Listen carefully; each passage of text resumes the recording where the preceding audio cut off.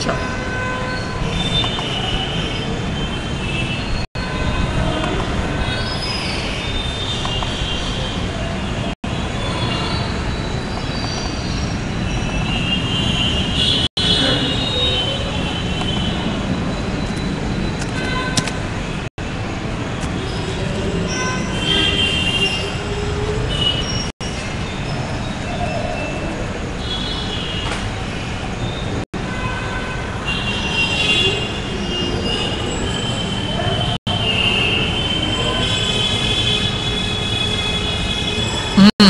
ये देखो मति शुद्ध ज्ञान और केवल ज्ञान में क्या अंतर है बताया यहाँ पे। मति शुद्ध ज्ञान कैसा ज्ञान है जो हमारे को भी वर्तमान में प्रकट है, और केवल ज्ञान कैसा है हमारा स्वभाव। मति शुद्ध ज्ञान हमारा स्वभाव नहीं, केवल ज्ञान स्वभाव है। अच्छा, मति शुद्ध ज्ञान पराधीन है। पराधीन क्यों है? ये इंद्रिय और मन के आश्रित है। और पराधीनता में सुख है कि स्वाधीनता में सुख है? स्वाधीनता। इंद्रिय मन के बिना जानना होवे तो बहुत बढ़िया है। इंद्रिय मन की अधीनता और इंद्रिय मन की पराधीनता पूर्वक ज्ञान हो, उनकी सहायता से ज्ञान हो, तो कमजोरी है ना। लाठी लेके चलना पड़े वो अच्छा है कि बिना लाठी लेके चले वो अच्छा है? ऐसा है। और ये क्रम क्रम से जानता है मति शुद्ध ज्ञान। पहले एक को जानेगा, फिर दूसरे को, फिर तीसरे को, और केवल ज्ञान सबको एक साथ जानता है। इसके अलावा ये क्षणिक है। अभी अपने को 5 इंद्रिय का ज्ञान है, ये सदाकाल रहेगा पंचेंद्रिय जनित ज्ञान। कल अपन 1 इंद्रिय बन जाए, कोई ठिकाना नहीं। कोई 4 इंद्रिय बन जाए, कोई 3 इंद्रिय बन जाए, कोई 2 इंद्रिय हो जाए, किसी का बढ़ भी जाए, मैंने क्षणिक है, एक सरीका नहीं रहता। और केवल ज्ञान कैसा है? शाश्वत एक रूप है, सदाकाल 3 लोक 3 काल को जानता है। ये घटता बढ़ता है, केवल ज्ञान एक सा रहता है। ये इंद्रिय से उत्पन्न होने वाला ज्ञान है, और वो केवल ज्ञान कैसा है? अतीन्द्रिय ज्ञान, बिना इंद्रियों के। प्रवचन साहब में 2 कथाएं हैं। एक तो ऐसे माद समुत्थम विषयातीदम अणुवम अनंतम अविच्छिन्नम च स्वम शुद्धो औगप सिद्धांत। क्या अर्थ है? ऐसे माने अनंत भगवान का जो सुख है वो कैसा है? अतिशय, अतिशय माने खूब है। और आद समुत्थम माने आत्मा से उत्पन्न है, इन चीजों से नहीं है। चीजों से हो तो चिंता रहे कि चीज कभी नष्ट हो गई तो फिर क्या होगा, सुख रहेगा कि नहीं रहेगा। रसगुल्ले से सुख मिल रहा है तो रसगुल्ले के नष्ट होने का भय है कि नहीं है? धन का यदि सुख है तो धन के नष्ट होने का भय है कि नहीं है? और नष्ट हो गया तो फिर सुख आएगा, तो नष्ट होने का भय तो निरंतर चल रहा है। तो वो कह रहे हैं कि आप ये जो केवल ज्ञान का सुख है वो ऐसा नहीं है कि उसमें किसी प्रकार का भय हो, क्योंकि वो किससे उत्पन्न हुआ है? आत्मा से उत्पन्न हुआ है। और आत्मा कभी नष्ट होगा क्या? नहीं होगा। तो उसका कभी नष्ट होने का भय नहीं है, इसलिए वो आत्मोत्पन्न है तो निर्भय है। ऐसे मार्ग समुत्तम विषयातीदम, और विषयों से अतीत है। विषय वाला सुख नहीं है 5 इंद्रिय के विषय वाला, वो तो निर्विषय, बिना इन विषयों के सबको एक साथ जानने वाला सुख है। विषय वाला तो जरा जरा का सुख होता है, एक एक विषय को जानता है, और केवल ज्ञान सर्वांगीण सर्व विषयों को एक साथ जानता है। तो इसलिए उसको क्या कहा? विषयातीदम। और अनुभवम माने अनुपम है, उस सुख की उपमा किसी से नहीं जा सकती। और अविच्छिन्नम, उसका कभी विच्छिन्न माने कभी ब्रेक नहीं पड़ता। वो सुख जो है अभियंत भगवान को है। और जो संसारी जीवों को जो सुख है वो कैसा है? सपरम माने पर की अपेक्षा लिए हुए। सपरम बाधा सहितम, बाधा सहित है। जगह जगह से चीजों में बाधा उत्पन्न हो जाती है। खाने में बाधा, देखने में बाधा, सुनने में बाधा हो जाती कि नहीं होती? 5 इंद्रियों के विषय निर्बाध है कि बाधा सहित है? बाधा सहित। सपरम बाधा सहितम, और फिर आगे क्या है? सपरम बाधा सहितम विच्छिन्नम बंध सहितम। विच्छिन्न माने कभी भी नष्ट हो सकता है, नष्ट होता ही है ये बल्कि। और विषमम, विषम एक शरीर का नहीं है। और बंध का कारण है, कर्म बंध को लाता है, संसार में घूमने का कारण है। सपरम बाधा सहितम विच्छिन्नम बंध कारणम विषमम। जब इंद्रिय लदम तम सुखम दुखम एवता। जो इंद्रियों के द्वारा जो प्राप्त सुख है, तम जब इंद्रिय लदम, जो इंद्रियों के द्वारा जो लब्ध है, तम सौखम दुखमेव कहा, वह सुख नहीं है, वो तो वास्तव में क्या है, दुख ही कहा है। जो भी 5 इंद्रियों का जो भोग है हमने सुख माना है, सुख है नहीं, वास्तव में क्या है, वो दुख है। क्योंकि उसमें आकुलता बढ़ती है, जो जो भोग भोगते हैं त्यों त्यों आकुलता उसको भोगने की ओर बढ़ती जाती है, इसलिए वो सुख होने का नहीं है, तृष्णा को बढ़ाने वाला। इसलिए अनेक प्रकार से ये जो मति शुद्ध ज्ञान है ये अत्यंत हेय है, और जो प्रत्यक्ष ज्ञान है, केवल ज्ञान, वो कैसा है, उपादेय। चलो अपन मूल सब्जेक्ट पे आ जाए अपन जरा।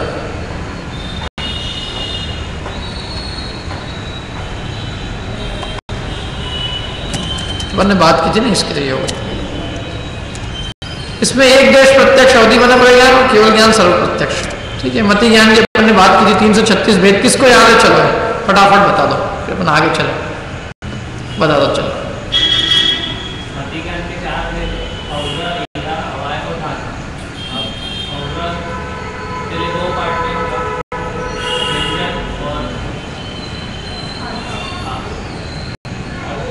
व्यंजन और अर्थ बोल लेना, उनको बोलना। हाँ,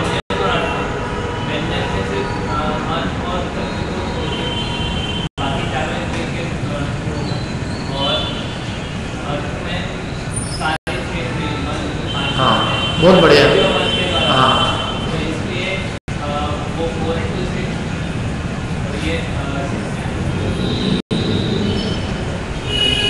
हाँ ठीक है, 4 into 6 और ये 6 into 6 36 और ये 24 कितने हो गए, 60 तो हो गए, क्या हो गए फिर,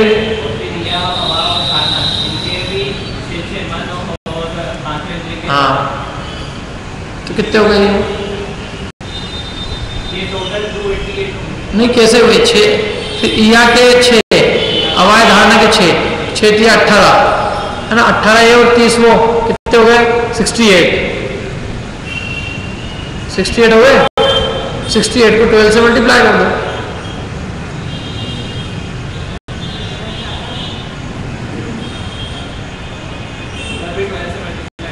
हाँ कोई गलती करी अपन ने,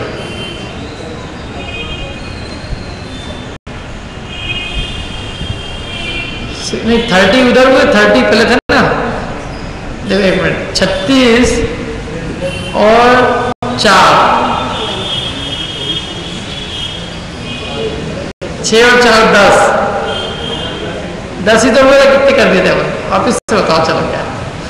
व्यंजन होगा केवल 4 इंद्रिय से होगा, और अर्थ होगा 5 इंद्रियों और मन से, तो कितने भेद हुए ये 10 हो गए, और ई और बस, फिर ई यहाँ हवाए धारणा, इन तीनों में कितने 6 तो 10 और 18 28 को 12 से गुणा कर दो, कितना हो गया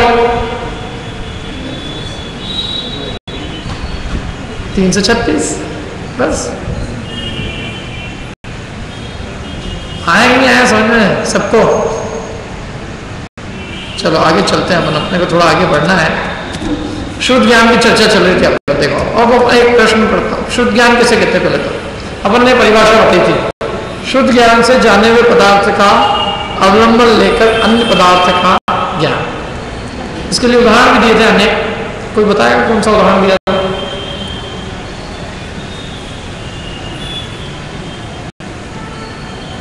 याद है उदाहरण? किसको याद है? पूर्वी याद है उदाहरण?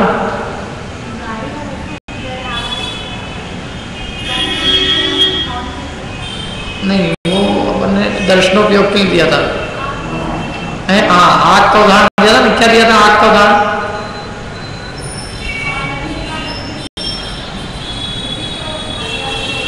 है हाँ, आग लग गई, गर्मी का ज्ञान हुआ, ये क्या हुआ? कौन सा ज्ञान है ये? मति ज्ञान। और अब गर्मी से अपने को यहाँ से भाग जाना चाहिए, अपनी खेड़नी है, अपन जल जाएंगे, मर जाएंगे, ये कौन सा ज्ञान है? शुद्ध ज्ञान। अब मेरा प्रश्न है कि ये शुद्ध ज्ञान मति ज्ञान पूर्वक ही हो गया तो पक्का है, ठीक है? तो मति ज्ञान से जो जाना पदार्थ उसी से संबंधित हो गया कि अन्य पदार्थ का ज्ञान होगा? मतलब जैसे अपन ने अग्नि जाना, अग्नि के बारे में विशेष जानना शुद्ध ज्ञान है कि अग्नि का संबंध लेकर अन्य ज्ञान होना शुद्ध ज्ञान है?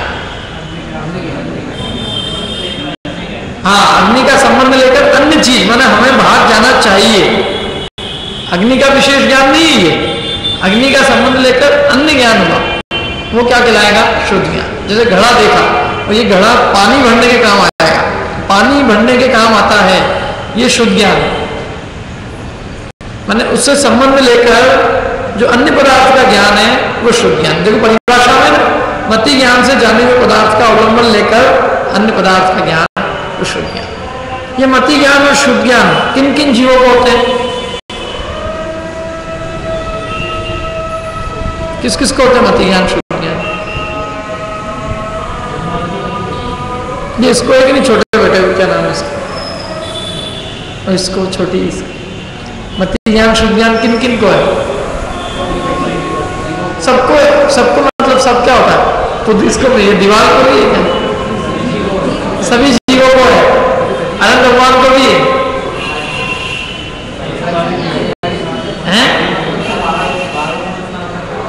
बारहवें गुणस्थान तक वाले जीवों को क्या कहेंगे? सभी संसारी जीवों को अथवा छद्मस्थ जीवों को कौन सा ज्ञान है? अति शुद्ध ज्ञान। सबको ही। इन दो ज्ञानों को प्राप्त करने के लिए किसी जीव को कुछ नया नहीं करना है, ये तो सबको बाय डिफॉल्ट है ही, ये बाय डिफॉल्ट सेटिंग है जीव।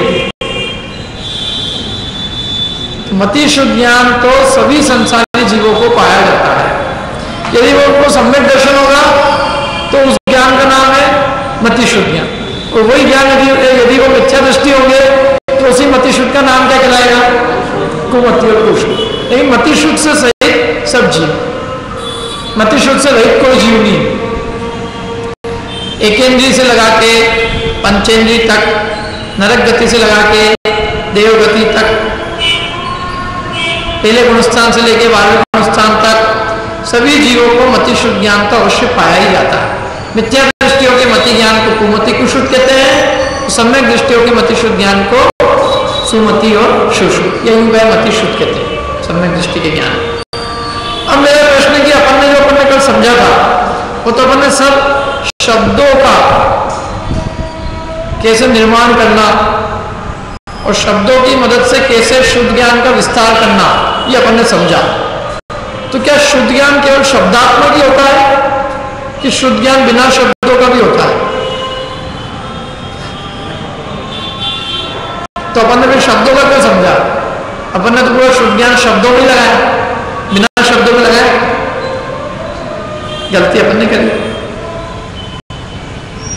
कल अपन ने जो समझा था शुद्ध ज्ञान, उसे अपन ने शब्द अक्षर से समझा ना, अक्षरात्मक था। तो मेरा प्रश्न क्या, शुद्ध ज्ञान केवल अक्षरात्मक होता है कि अनक्षरात्मक भी होता है?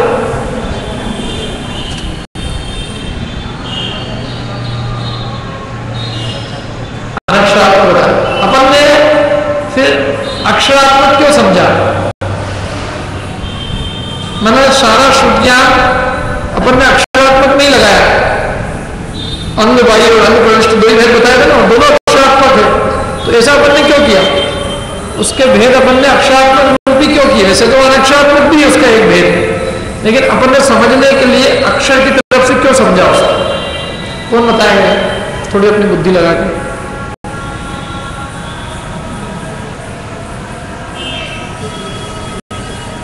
कॉमन सेंस का प्रश्न है वैसे। शुद्ध ज्ञान के अक्षरात्मक की अपेक्षा से अंग बाह्य अंग प्रविष्ट क्यों भेद किए?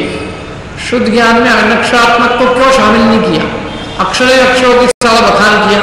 कल अपन ने जो भी किया वो वर्णों से अक्षर बनाए ना, अपन ने वर्णों के संयोग से 64 वर्ण इकट्ठे किए, उनसे शब्द बनाए, उनसे पद बनाए, और द्वादशांग में कितने पद है समझे, फिर पदों से बाहर कितने अक्षर रह जाते हैं सब समझा। तो वो सब तो शब्दों का खेल है उसमें, और शब्द तो अपन ही बोल पाते हैं। चींटी शब्द बोलती है क्या? पेड़ पौधे शब्द बोलते हैं? तो हमने शब्द जन्य जो अक्षरात्मक ज्ञान है उसको मुख्यता क्यों दी? अनक्षरात्मक शुद्ध ज्ञान को क्यों मुख्यता नहीं दी? याद करेंगे तो अपना फायदा, लेकिन याद करके कहाँ आते थे।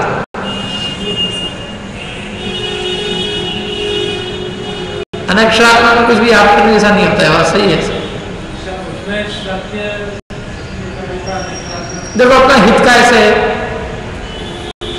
अनक्षरात्मक से कि अक्षरात्मक से। जो मनुष्य का जो विकास है, मनुष्य का जो आत्मा का कल्याण है, वो अक्षरात्मक शुद्ध ज्ञान से है। द्वादशांग रूप जो जिनवाणी है, अच्छा जो श्रुत है, उस श्रुत के सुनने से और पढ़ने से, अक्षर के पढ़ने से जीव को मोक्ष मार्ग मिलता है। इसलिए अपन ने अक्षरात्मक शुद्ध ज्ञान को मुख्य किया। जैसे शुद्ध ज्ञान दोनों प्रकार का है, अक्षरात्मक भी और अनक्षरात्मक। लेकिन अनक्षरात्मक मोक्ष मार्ग में उपयोगी नहीं। मोक्ष मार्ग में जो उपयोगी है वो कौन सा है? अक्षरात्मक। मोक्ष मार्ग सब कैसे चलता है? अक्षर के सुनने से। ये जो अपन जिनवाणी सुनते हैं, इससे अपने को ज्ञान मिलता है। मोक्ष मार्ग में अनक्षरात्मक की कोई कीमत नहीं। आग लगी हो भाग जाना, ये अपने लिए इतना कार्यकारी नहीं है। ये ज्ञान भी अपने को कैसे होता है? अक्षर सुनने से। हे उपाध्याय का निर्णय भगवान जिनेन्द्र की दिव्य ध्वनि सुन के होता है। और भगवान जिनेन्द्र देव की या तो दिव्य ध्वनि साक्षात सुन लो, वो भी शुद्ध ज्ञान है। अथवा जिन्होंने सुनी और जो उन्होंने शब्दों में लिखी और हम यदि उसको पढ़ेंगे तो हमारा कल्याण होगा। तो हमारे कल्याण में अक्षरात्मक शुद्ध ज्ञान प्रमुख है। इसलिए हमने अक्षर को मुख्य किया। वो सारी चर्चा हमने जो करी कल, वो सब किसकी अपेक्षा से करी? अक्षरात्मक शुद्ध ज्ञान। और एक नहीं, मेरी बात को सान, जिंदगी में जितना पढ़ना अपने मोक्ष मार्ग के लिए कार्यकारी है, उतना और कोई चीज कार्यकारी नहीं। पढ़ना अथवा जिनवाणी का सुनना, दोनों ही लगा लेना। पढ़ना, सुनना, चिंतन करना, स्वाध्याय के जो 5 अंग है ना, तो वो कार्यकारी है। ये जो देखते ना अपन, इससे मोक्ष मार्ग नहीं मिलता। देखने में तो क्या दिखेगा? नृत्य गान अथवा म्यूजिक सुना अपन ने, नाक से कुछ सूंघा, जीवान से कुछ चखा, स्पर्श इंद्रिय से ठंड गर्मी का ज्ञान कर लिया। इससे मोक्ष मार्ग कितना प्रशस्त हुआ। मोक्ष मार्ग में सबसे ज्यादा यदि कार्यकारी है तो वो एक ही इंद्रिय कार्यकारी है। कौन सी? कर्म, अथवा तो देखो तो चक्षु। बाकी 3 इंद्रिय का मोक्ष मार्ग में कोई लेना देना नहीं है। नाक अच्छी हो तो मोक्ष मार्ग मिल जाएगा अच्छे से। और जीवान खूब चलती हो, दोनों ही काम है, बोलने में भी और खाने में भी, तो उससे मोक्ष मार्ग का कोई मोक्ष मार्ग प्रशस्त नहीं होगा। जीव का हित नहीं होगा उससे। खाता जमता होगा। घंटे भर आप खा के आओ, समझ लो अभी अपनी कोई शादी में गया हो, घंटे भर 4-8 पकवान खा के आए। अब वो यहाँ आए आखिरी उससे अपन पूछे कि तू तेरे 1 घंटे का विवरण सुना, तो 5 मिनट से ज्यादा नहीं सुना सकता। और आपने जो 1 घंटे यहाँ सुना है, हम कहें कि उसका विवरण सुनाओ, तो हो सकता है आप 15-20 मिनट 25 मिनट आराम से सुना दो। सुना सकते कि नहीं? जो बात अपन सुन रहे हैं तो उसमें कोई तथ्य नहीं है, क्या सुनाएगा? बहुत मीठा था, बहुत नमकीन था, और क्या सुना? और वो सुबह तक साफ। और ये तो अनंत काल तक रहे आत्मा के साथ ऐसा चीज, क्योंकि ये सब ज्ञान के अंदर की प्रोसेस है कि असल में आत्मा की क्या चीज है, क्या उसकी पूंजी है, क्या संपत्ति है, कैसा सब काम होता है, वो है क्या। और ये सुनने को मिलना ही भाग्य की बात है। वो चीज तो बहुत इजी है क्या वास्तव में, लेकिन अपन उसके लिए इसको छोड़ रहे हो। इसके लिए उसको छोड़ने वाले मिलने लोग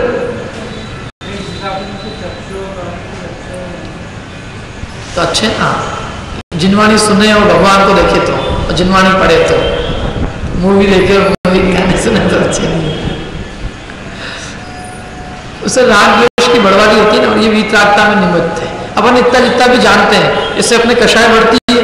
क्रोध मान माया लोग जितनी देर अपन बैठते हैं यहाँ, उतनी देर अपन गुस्सा करते हैं, छल कपट करते हैं, मान करते हैं, लालच करते हैं, नहीं करते। वीतरागता में कारण है सब। और वो जो अपन करते हैं जितना भी बाहर का अंदर, वो सब अपने कषाय बढ़ाने का काम। राग द्वेष अपने बढ़ते हैं, क्रोध मान माया लोग। तो अब इन दोनों में कारण कौन? अक्षरात्मक ज्ञान होगा शब्द सुनने से, और अनक्षरात्मक ज्ञान चिन्ह से। जैसे आग है, आग गर्मी है, गर्मी चिन्ह है का भाग जाने का, आग लगने का, तो वो चिन्ह होते हैं, उनसे जाना जाता है। अक्षरात्मक ज्ञान शब्दों से। जैसे घड़ा मैंने बोला आपको, घट, तो घट बोला तो ये कौन सा ज्ञान हुआ? घट, घड़ा सुनने से जो घड़े का ज्ञान हुआ, ये कौन सा ज्ञान कहलाया? अक्षरात्मक। और ठंडी का आपको ज्ञान हुआ है बैठे बैठे, ये अनक्षरात्मक। अक्षरात्मक शुद्ध ज्ञान प्रमुख है, इसलिए अपन उसकी चर्चा करते हैं। अनक्षरात्मक शुद्ध ज्ञान कितना होगा बताओ?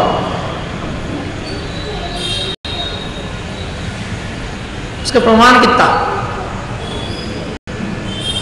कितने भेद हो सकते हैं अनक्षरात्मक के? असंख्यात लोग प्रमाण, अनगिनती। अनक्षरात्मक की कोई गिनती नहीं है, खूब।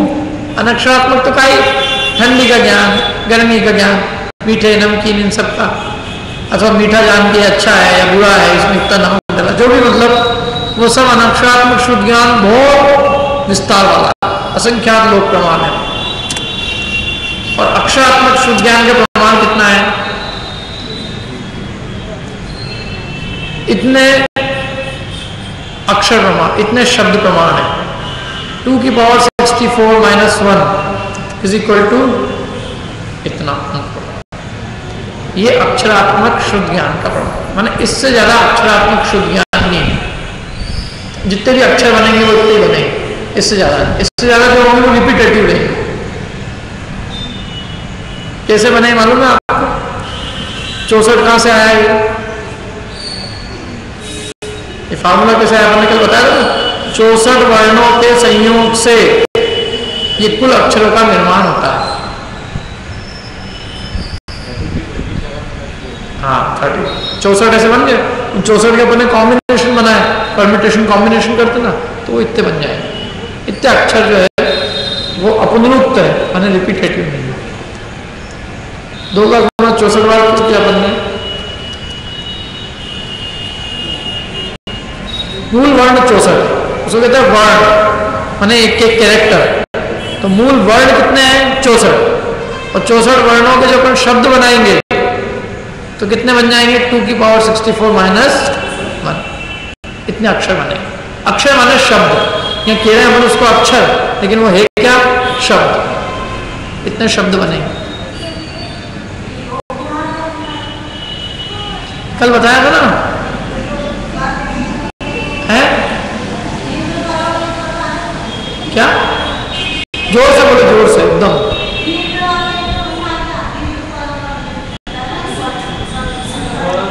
अनुस्वार, विसर्ग, जिह्वामूली, उपद्यमानी, ऐसे 4। अनुस्वार, विसर्ग, जिह्वामूली और उपद्यमानी, ये 2 आखिरी के काम नहीं आते। अपने को अनुस्वार और विसर्ग काम आता है। 4 में से 2 समझ लो आप। 2 वो है, मूल वर्ण 64 है, माने जो अपनी मूल भाषा है ना, वो एक्चुअल में इन 64 वर्णों से बनी है। ये अंग्रेजी तो बहुत पूर्ण भाषा है। कितने वर्ण है उसके अंदर? 26। और अपनी इतनी रिच है, 64 है उसके अंदर। क्या किसी अंग्रेज को यदि हिंदी सीखना हो ना, तो उसको ऐसा लगता है कि ये तो मेरा मोक्ष सरल है, तो हिंदी सीखना इससे भी कठिन। कोई सामान्य चीज है नहीं हिंदी सीखना, हिंदी संस्कृत सीखना। मैं एक बार वहाँ गया था, हवाई के अंदर, वहाँ पे कॉलेज है, अच्छी बड़ी यूनिवर्सिटी है।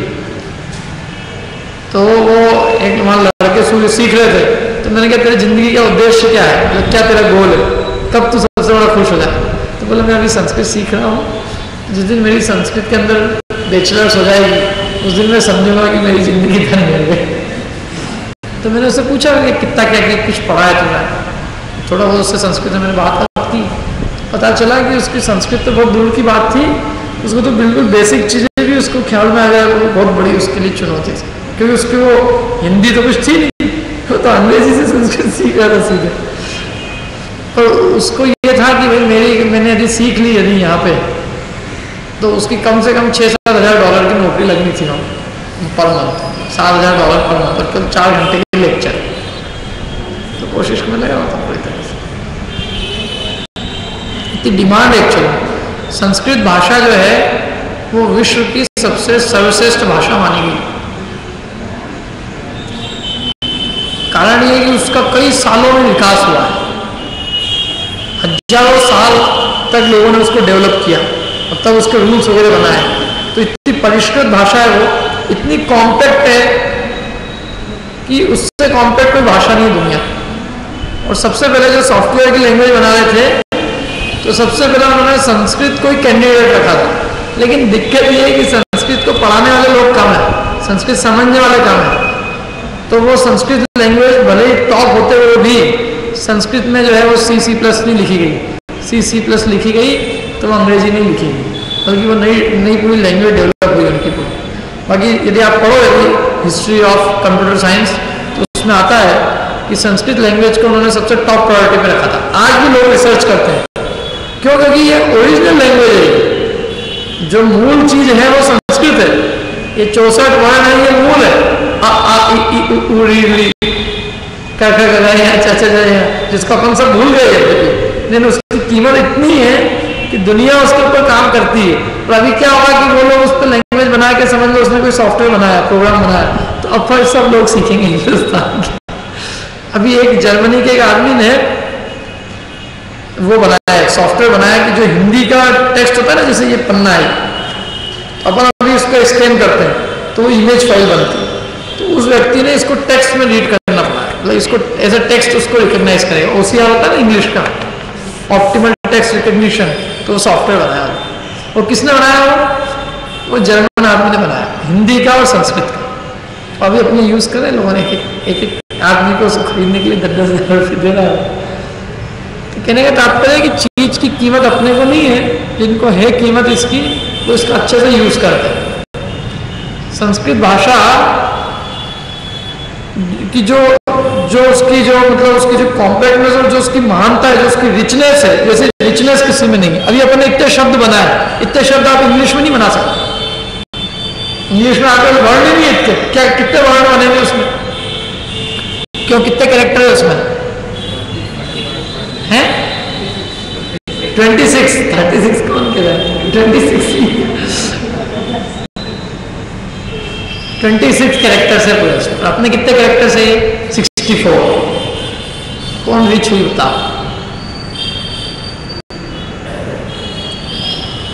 मैंने कहा थोड़ा आपको परिचय मिले, इतनी संस्कृति कितनी महान है। अब ये वही अपने कुल इतने अक्षर बनेंगे, तो समझ में आ गया आपको? इसके अंदर देखो, एक पद कितने का बनेगा? अब इतने अक्षरों में से अपन 11 अंक प्रमाण, 1634 करोड़ 83 लाख 7,088 अक्षरों का एक पद बना है। इतने अक्षरों का एक पद है हमारा, माने एक सेंटेंस समझ लो। इतने वर्ड्स होंगे तो हमारा एक सेंटेंस कंप्लीट होगा। और वो कितने अंक प्रमाण था? 20 अंक प्रमाण। 20 अंक प्रमाण में जो अपन 11 अंक प्रमाण का डिवाइड करेंगे तो कितने अंक मिलेंगे?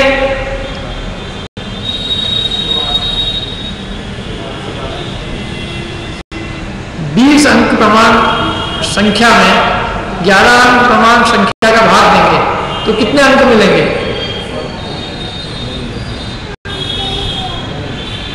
20 जीरो अपॉन 11 जीरो। कितने zero?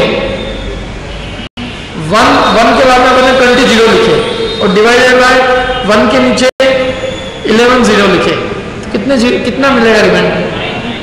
10 to the power 9 zero बच जाएंगे। 9 अंक प्रमाण संख्या मिलेगी तो 7 अंक में 1 करोड़ हो जाता है। 7 जीरो मानेंगे तो 1 करोड़ हो जाएगा। 2 मान 100 करोड़, 100 करोड़ में कितना हो जाएगा? 9 अंक। तो 100 करोड़ माने अप्रोक्सीमेटली कितने? वो 112। समझ में आ रही कि नहीं आ रही मेरी कुछ बात? माने वो इतनी बड़ी संख्या है, इतने अक्षर है और अपने इतने अक्षरों का एक पद बनाया।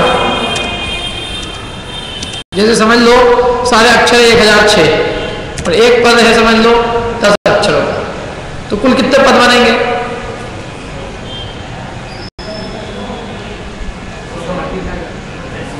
मल्टीप्लाई करेंगे। सारे अक्षर 1006 और 10 पदों 10 एक पद के अक्षर 10 माने 10 अक्षर का एक पद, तो कुल पद कितने मिलेंगे?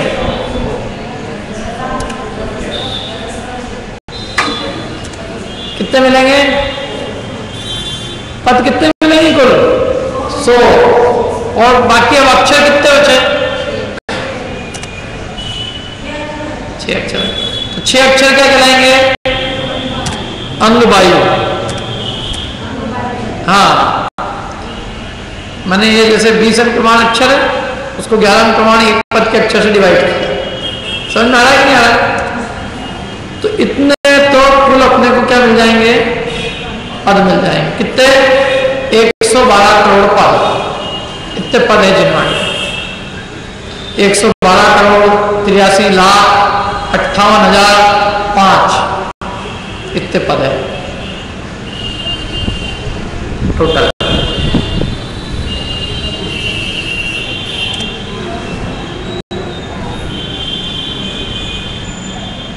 समझना? ये अंग प्रविष्ट हो गए 12 अंग। इसमें से 108 करोड़ तो केवल 12वें अंग के, 14 कुल के हैं, और 4 करोड़ में 11 अंग। शुरू के 11 अंग 4 करोड़, और आखिरी का 12वां अंग 108 करोड़, और शेष इतने अक्षर बच गए।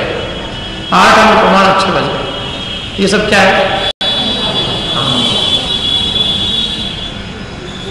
अब इसके बाद भी किसी को समझ में नहीं आया तो हाथ खड़ा करें।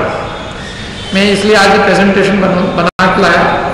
भाई कल मेरे को ऐसा लगा कि मैंने कुछ ढंग से समझाने में कमी रखी। आया कुछ उर्दू समझ में? ये जो अपन बना, ये सब लिखा है, ये सारी जिनवाणी अक्षर से लिखी है। तो कुल अक्षर कितने हैं? कुल वर्ड कितने हैं? 64। उससे सब बना के अपन ने लिखा। तो ये पूरा कितने अक्षर बनेंगे, उसमें से कितने अक्षरों से एक पद बनेगा, तो कितने पदों से अंग बनेंगे, पूर्व बनेंगे, वो सब का प्रमाण है। और जो बच्चे अक्षर बच गए बाकी वो सब काय में जाएंगे? अंग वाले। अपने को कितने अक्षरों का ज्ञान है अभी? 1000, 10,000, लाख, 10 लाख, बहुत। और वो सब रिपीटेटिव हो जाते हैं। इनके द्वारा 14 अंग भाई बने जो शेष अक्षर बचे, और उनके द्वारा क्या बना है? अंग प्रविष्ट।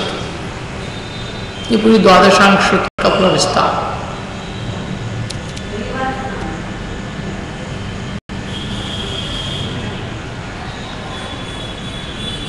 इस तरह से और एक एक के पद अलग अलग है। अभी अपन जो पढ़ते हैं ना द्वादशांग की, आपने पूजा पढ़ी हो जिनवाणी की, सरस्वती की, तो हर एक अंग के पद आते हैं। पहला आचार अंग के कितने पद हैं, तो वो सारे पदों का आप टोटल करोगे ना, इतना मिल जाएगा। आपने कभी जिनवाणी का वृक्ष देखा हो, श्रुत स्कंद देखा, किस किस ने देखा? अब देखना उसको ध्यान से, अब पढ़ना उस श्रुत स्कंद। मैं लेके नहीं आया अभी, ये तो आपको दिखा था मेरे पास, होगा 1 सेकंड इसमें नहीं। 4 करोड़ 12वें अंग अकेले में 108 करोड़, क्योंकि 12वां अंग बहुत बड़ा है। 14 पूर्व है, प्रथमानियोग है, चूलिका है, प्रकीर्णक है, प्रज्ञप्ति है, सब सूत्र, प्रथमानियोग, चूलिका, पूर्व, ऐसे 5 भेद 12वें अंग के। और हर एक अंग में अलग अलग चीजों का वर्णन है। माने जैसे श्रावकों का आचरण कैसा होना चाहिए, तो उसका वर्णन 10,000 पदों में है लगभग। कितने पदों में? 10,000। अपने को कैसे रहना चाहिए, कितनी बजे उठना चाहिए, कब खाना चाहिए, कैसे अपनी जिंदगी होनी चाहिए, लाइफ स्टाइल। असली वर्णन इतने में था, लेकिन वो सब लुप्त हो गया। अब आज अपने पास में जो उपलब्ध है तो इतना सब चला गया, और जितना है वो भी हम नहीं पढ़ेंगे तो वो भी चला जाए। क्योंकि जिनवाणी का जितना नुकसान दूसरे लोगों ने नहीं किया, उससे ज्यादा अपन ने नहीं पढ़ के किया। लोग कहते हैं जी औरंगजेब आया, उसने जिनवाणी जलाई, उसके सेना के खाने के लिए ईंधन चाहिए पड़ता था, तो क्या करता था, मंदिरों से जिनवाणी निकाल के उनको जलाते थे और सारा साहित्य नष्ट किया, मूर्तियों को तोड़ा। ग्वालियर में थे ना, ग्वालियर सारी मूर्तियों को नष्ट किया, सिर धड़ वगैरह सब अलग किया, पूरी ताकत लगा के उसने मतलब जैन धर्म का विध्वंस करने की कोशिश की, फिर भी वो अपनी शक्ति से बचा। सब लोग आए, सब ने जितनी कोशिश थी अपनी पूरी कोशिश लगा के इसको नष्ट करने का प्रयास किया, लेकिन फिर भी कुछ लोग जिनको मतलब इसके जिन अनन्य जिसको कहें कि अनन्य श्रद्धा जिनकी थी, जैसे कुछ लोगों ने अपनी जान की कीमत पे भी इसको सुरक्षित रखा, और इसके कारण से अपने को मिली हुई है, नहीं तो आज मिलती है। कुरान पढ़ते होते अपन सब बैठे बैठे।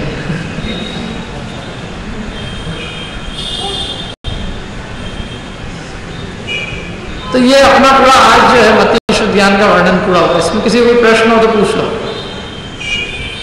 कोई प्रश्न?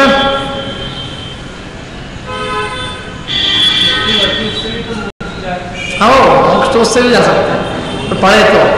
हाँ, घर जाके टीवी देखे तो नहीं होगा उससे। ये बात सही है, यद्यपि कि जितना भी अपने पास में उपलब्ध है उससे भी अपना मोक्ष मार्ग प्रशस्त हो सकता है, लेकिन बशर्ते हम उसका स्वाध्याय करें। तो जितना उपलब्ध है उसको भी नहीं पढ़े, प्रमाद में काल गंवाएं, व्यर्थ में समय गंवाएं, तो वो अपने लिए जितना है उतना भी अपने लिए कार्यकारी नहीं होगी, जीवन व्यर्थ चले जाएगा। देखो इसका क्या नियम है जिनवाणी का भी, कि जिसकी जितनी पूंजी होती है ना उतना अपना धन लगाए। जैसे समझ लो मेरे पास खूब ज्यादा पैसा है और मैं सब्जी भाजी की दुकान खोल,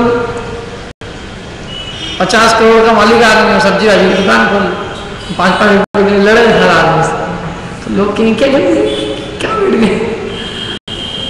और समझ लो किसी के पास में 10,000 की पूंजी हो और वो सीधे डायमंड की दुकान खोल के बैठ जाए, तो क्या होगा, अगले दिन दीवार। तो इसलिए जिसके पास जितनी पूंजी हो वो अपना काम करे, इसके लिए जिसके पास जितनी बुद्धि हो वो उतना आगम का अभ्यास करे, कम हो तो प्रयोजनभूत कम से कम उतना आगम का अभ्यास करे, अधिक हो तो अधिक से अधिक अभ्यास करे। अभी हमारी क्या स्थिति है कि हमारी बुद्धि तो बहुत अच्छी, लेकिन हमारा उपयोग काय में हो रहा है उसका दूसरी चीजों, फालतू की चीजों, और इसमें उपयोग होता ही नहीं। तो हमें है अरबपति, लेकिन बिजनेस काय का कर रहे हैं, सब्जी भाजी।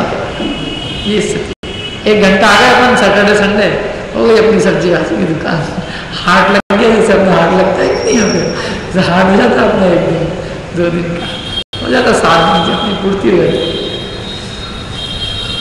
तो ये 2 ज्ञान अपन अच्छे से समझे। देखो अब तुम तीसरा समझते हैं, तीसरे ज्ञान का नाम क्या है?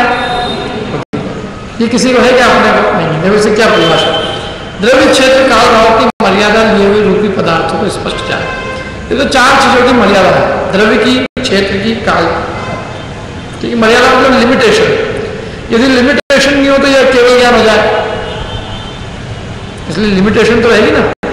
तो लिमिटेशन है द्रव्य की, क्षेत्र की, काल की, भाव। और जानेगा तो किसको जानेगा? ये रूपी पदार्थ। रूपी पदार्थ माने कौन से द्रव्य को?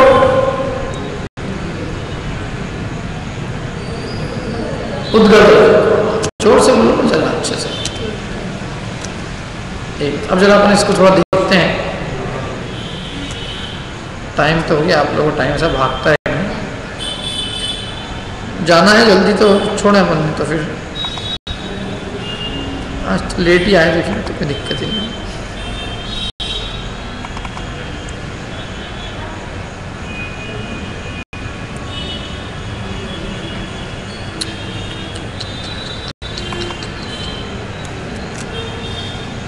एक सेकंड,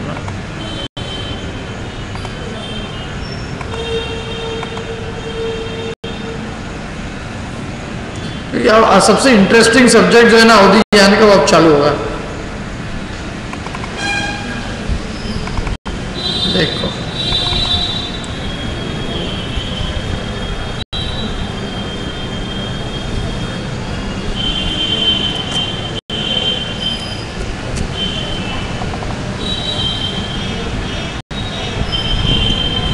सबसे पहला तो ये है, तो कितने भेद है अवधि ज्ञान के? 2, भाव प्रत्यय और गुण प्रत्यय। क्या अंतर है इन दोनों में?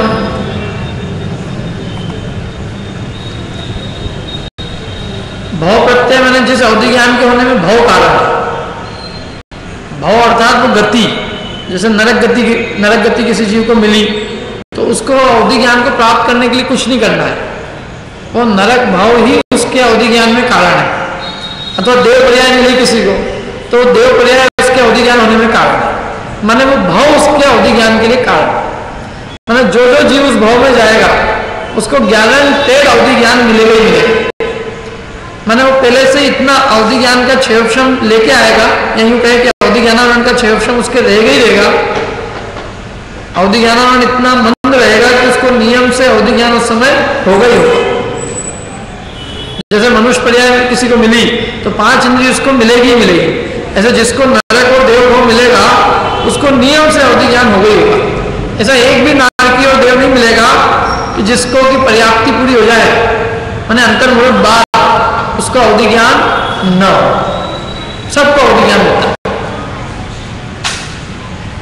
सारे नारकियों और देव को। इसलिए उसके होने में कौन कारण कहा गया?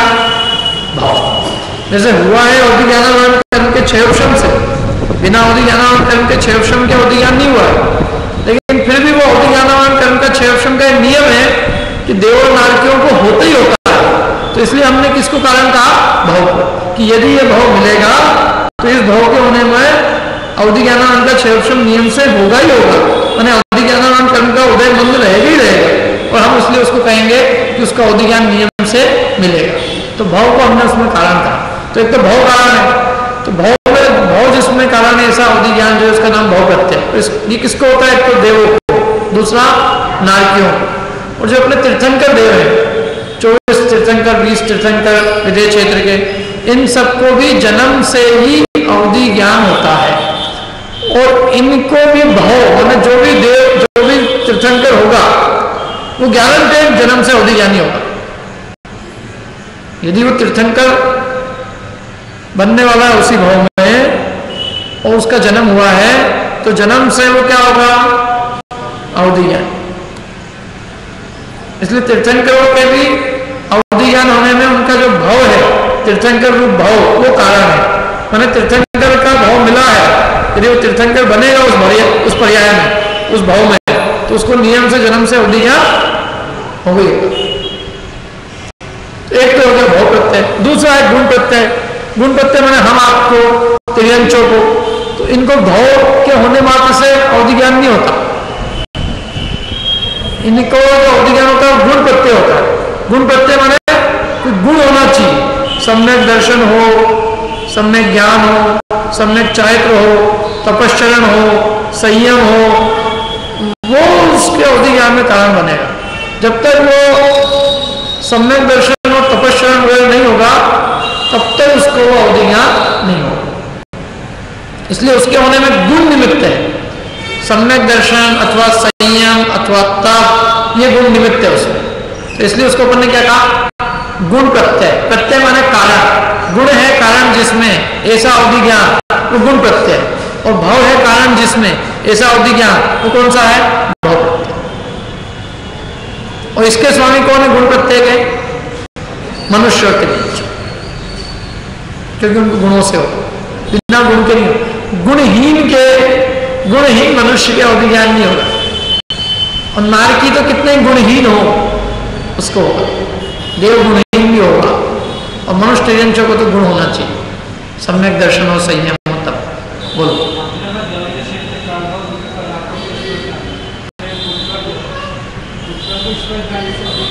क्या फायदा?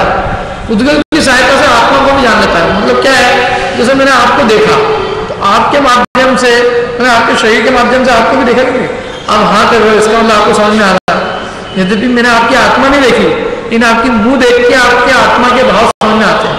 तो ऐसे वो उद्गल को देखता है, उसके माध्यम से जीव का ज्ञान होता है, इसलिए वो थोड़ा सहायक होता है। जैसे पिछले भाव में ये कहा था, कल इसने क्या किया, तो कल क्या किया, तो कल इसके शरीर का ज्ञान किया, उसके माध्यम से जीव का भी ज्ञान हुआ इस अपेक्षा।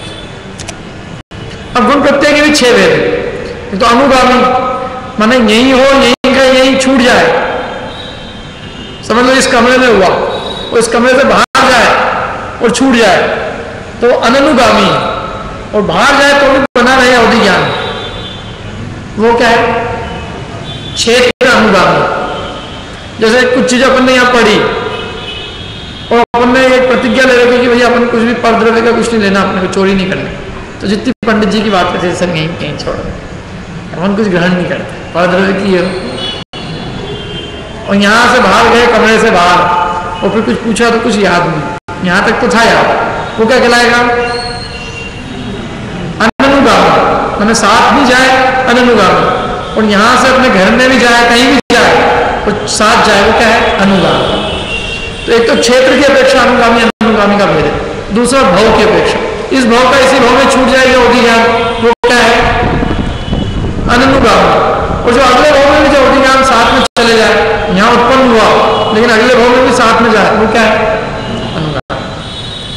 एक अवधि ज्ञान ऐसा है जो बढ़ता जाए, बढ़ते ही जाए, घटे नहीं करे, रोज बढ़ता जाए, वो क्या कहलाए? रोज क्या बल्कि हर समय बढ़ता हुआ जो अवधि ज्ञान बढ़ता है उसका नाम क्या है?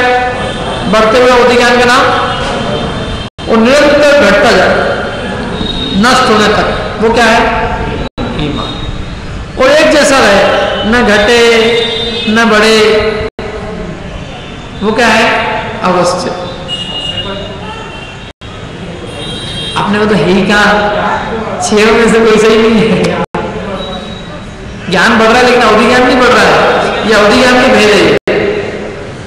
वो अवधि ज्ञान निरंतर बढ़ता रहे तो वर्तमान कहलाएगा, अपना ज्ञान बढ़ रहा है उससे अपना अवधि ज्ञान नहीं हो गया।